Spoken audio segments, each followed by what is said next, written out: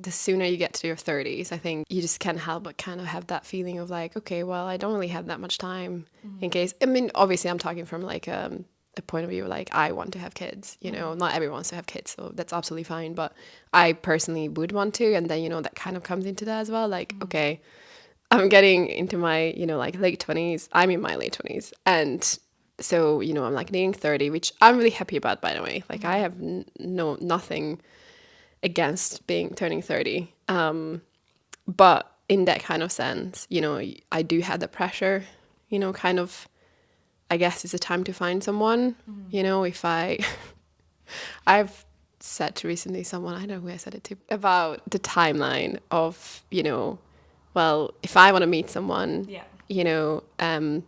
What's kind of like the timeline I have until I would want to have kids in normal time. So if I want to have kids at like 36, like I would want to find someone, date them before we move in together, that kind of thing, and then before we get engaged, I want to have enough time, like years together, and then I want like a nice engagement time, and then I want to get married, but then I don't want to like immediately have kids and all of that. So, like it's just a long timeline.